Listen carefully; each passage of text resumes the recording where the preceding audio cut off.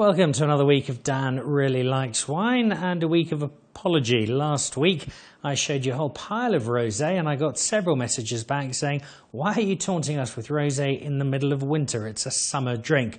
Well, partly that's not entirely true, but partly I am on my way to Greece for a summer holiday and needed some South African rosé to keep me company on the beaches of the Peloponnese. But I do realise that if you're not in Greece and you are in fact in South Africa, you've got some pretty chilly weather and you need something to keep you warm. And what says keeping you warm like a fire, a couch and a bottle of South African red, and in particular a nice big bold Bordeaux blend.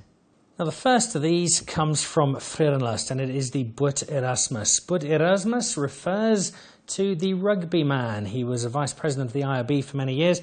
He also had a stadium named after him in the Eastern Cape. You might recall that there was an exchange of opinion between the Springboks and the Canadians during the 1995 World Cup. That took place at Boet Erasmus. That was a fairly confrontational affair. I expect this will be a far friendlier engagement.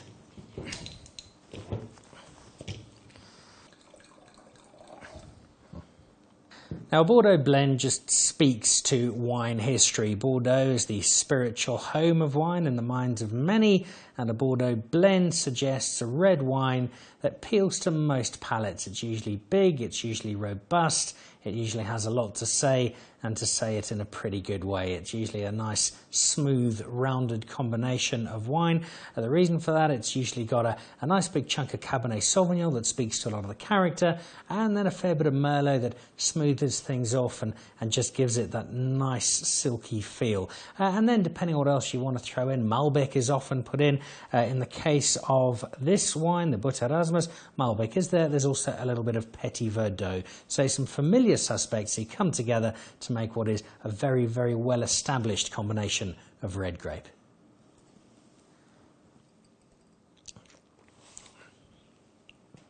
Now this is a go-to wine for many of my friends in winter. They'll buy a couple of cases of this and stock up, knowing that it's unlikely to disappoint. And here it certainly doesn't.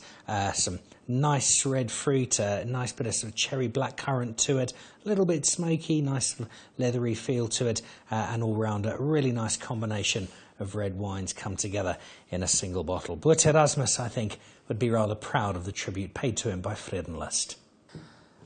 Then on to Andy Mitchell, and if you've watched episodes of the show before, you'll know we have featured some wine from this little corner of Grayton in the past. Olivia, Andy's daughter, is now running operations. Andy watching down, glass of wine in hand, very proudly. It is a completely chaotic operation, but it's great fun to go and visit Olivia in her garage, and then to go down to her tasting room and see what she has to offer. And there's always something new, always something different. There's a great streak of the creative that runs through the Mitchell winemaking blood, and Olivia has got that in no small amount. She's also got a great sense of humour. Olivia is a voluptuous woman, and so she has called this blend, she's given it her own personal signature. It is the Decolletage. If you don't know what that means, Google it, but maybe not while anybody else is watching. It is, again, a Bordeaux style come together of wine. Cab Sauv here with Merlot and a bit of Cabernet Franc. And this, although it is under the name of Andy, her father, I feel is very much Olivia's own wine.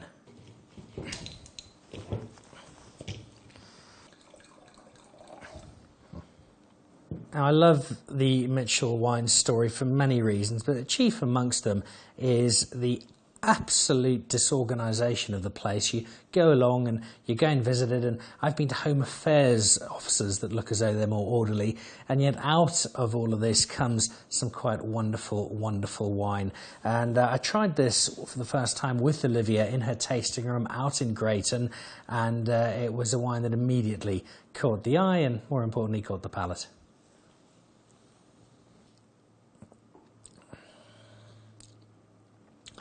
Now that's going to warm you up very, very nicely indeed in winter, be it a cold, hopefully wet day in Cape Town, or one of those really Arctic clear nights we get up in Johannesburg on a regular basis, or winter in Durban when sometimes it drops below 35 degrees.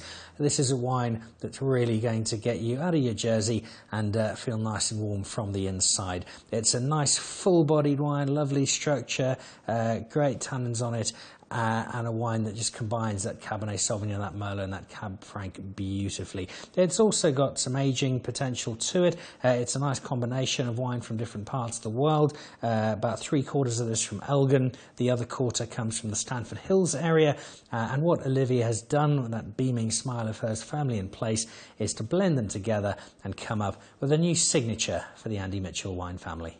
Now, before I taste this wine, let me tell you one of my very favourite wine stories ever. And Guy Webber told me this himself.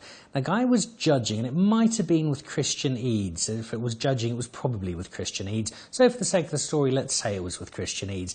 But the story itself is true. Christian was judging, and Guy was part of the same panel, and they were judging a particular wine. It was for a Syrah Shiraz competition.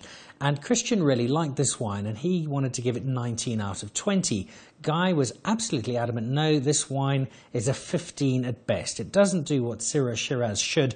It doesn't deserve anything more than that. That was a blind tasting. They argued away. In the end, the wine got a 16 out of 20 because of Guy's intervention.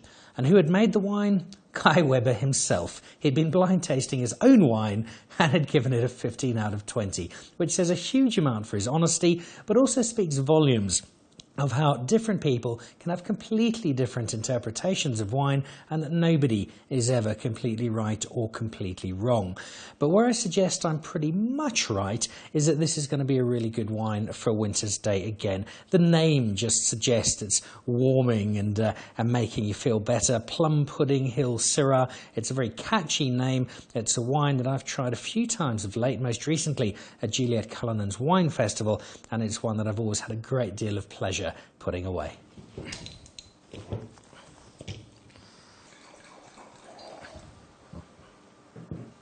Now, I'm not sure how much more of the Stellenzicht wine we're actually going to see, because Stellenzicht as an estate has been bought up by the guys who recently bought Ernie Els to expand the wine growing area available to Louis Strydom and his team. Now, wine in the hands of Louis Strydom only turns out brilliantly, but it does mean Guy Webber is moving on. That's very sad, because he's somebody who's been in the area for a long time, and I think he's a really good old school winemaker. I've got no doubt we're going to see him somewhere else again very soon, working his particular brand of magic, but this is a chance to salute the terrific work Guy's done and the extraordinary contribution he's made to wine in South Africa. He's also just a great guy, and always good for a laugh and a story, and always good for some pretty decent wine.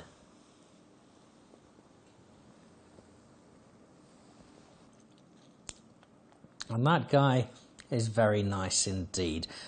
Plum pudding, there's certainly some plums there, but it's not as sort of big and sweetish as you might have imagined, a wine named after a pudding, but it does have a great depth to it. There's a nice wholesome feel to the wine, the warmth just flooding through you as you drink it, and again, as the temperature drops, this will do the job very nicely to do battle with a winter's night.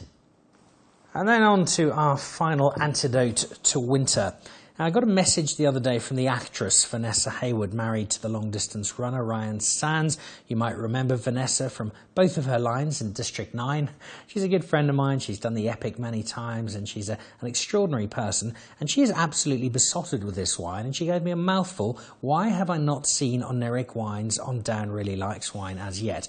Well, I've had them for a few weeks now. There was some very kindly dropped off by Shan and her team, and it's the first chance I've had to squeeze some in. But Oneiric is an estate that's well known not just for its wine but also for its winery. It's in a beautiful part of the world. It's out in Elgin. It's a lovely, lovely place to visit, and they also do make some very, very good wine indeed, and you don't have to be a minor Hollywood actress and model to enjoy them.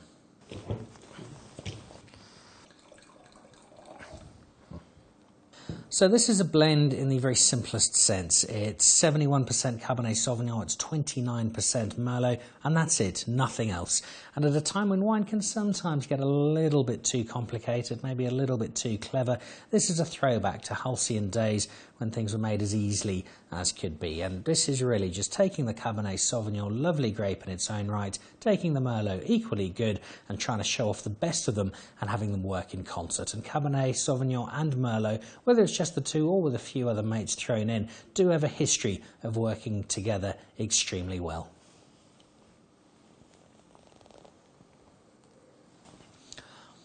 And that's really nice. That's just a great simple blend. It's the best of both worlds. Cabernet Sauvignon and Merlot both showing off together. They make for a superb duet, and it satisfies our immediate needs for this show, which is this is going to be great for winter's night. But going beyond that, it's a really, really good wine that just showcases the best of both grapes.